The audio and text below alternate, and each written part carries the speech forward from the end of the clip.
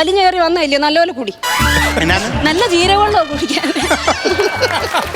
അയ്യോ അല്ല ഞാനൊരു കാര്യം ചോദിച്ചു, നിങ്ങൾ എങ്ങോട്ടെങ്കിലും പോകാനായിട്ട് ഒരുക്കിയിരിക്കുവാ? ഇന്ന് ഞങ്ങൾ ആരെങ്കിലും മരിക്കും.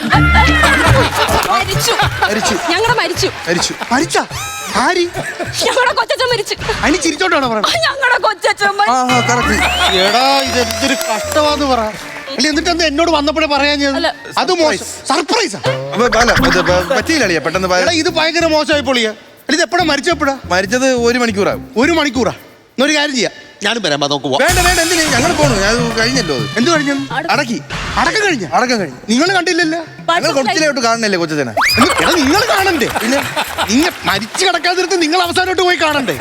വാട്സാപ്പിൽ അയച്ചു തന്നു കൊച്ചൻ ആദരാഞ്ജലി ചിരിക്കുന്ന ഒരു പടം. അത് മതി. കണ്ടോ? പിന്നെ എന്തോ കഷ്ടമാന്ന് പറയുന്നത്.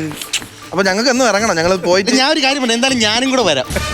ചടങ്ങ് കഴിഞ്ഞ് പക്ഷെ എന്തായാലും വൈകിട്ട് മറ്റേ പഷ്ണി കഞ്ഞി ഉണ്ടല്ലോ, അത് കുടിക്കാം. 4 പഴംപുര അതൊന്ന് കയറ്റിയല്ലേ ഉള്ളൂ.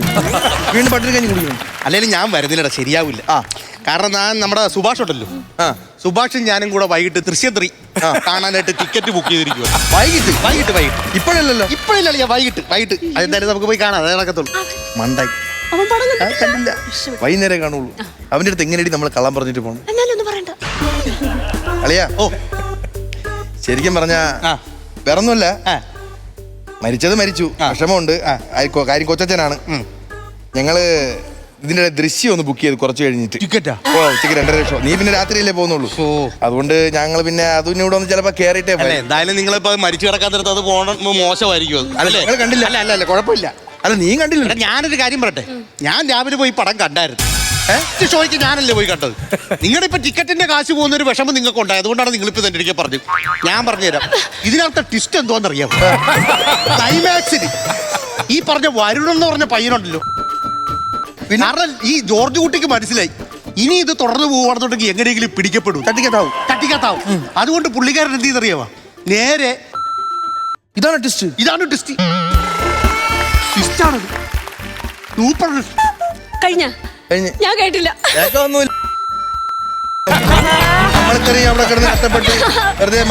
നിങ്ങൾ പറഞ്ഞ ഞാൻ ആ പടം കാണാൻ വേണ്ടിട്ടിരുന്നേലും നിങ്ങൾ എന്തിനാ ഇപ്പൊ അതിന്റെ ക്ലൈമാക്സ് പറഞ്ഞ്? എന്തോ കാര്യത്തിനാ ഇപ്പൊ അത് പറഞ്ഞു? നീ കിടന്ന് വിഷമിക്കുന്നത് എന്തിന്? അത് OTT വരുമ്പോ കാണാം. ഒരു പടമല്ലേ അവൻ കണ്ടോളൂ. അതിരടി അവൻ കണ്ടില്ലല്ലോ. നമുക്ക് അതിന് പോവാം. എടാ പിന്നെ ഞാൻ ആ ക്ലൈമാക്സ് നിങ്ങൾക്ക് പറഞ്ഞു. എന്തോ എന്റെ സ്വഭാവം ഇതാണ്, ഞാൻ പെട്ടെന്ന് അങ്ങനെ പറഞ്ഞു. അതെ നിങ്ങളൊരു കാര്യം ചെയ്യും, അതിരടി പോയി കാണും. അതിരടി ഞങ്ങൾ കണ്ടു. കണ്ടല്ലോ. എന്റെ പൊന്നാളി, അതിനെ കുറിച്ച് ഒരു സംവാദം വേണം. നമ്മൾ അതിനാ ലാസ്റ്റ് സീനൊക്കെ എടാ മറ്റേ ടൊവിനോ തോമസ്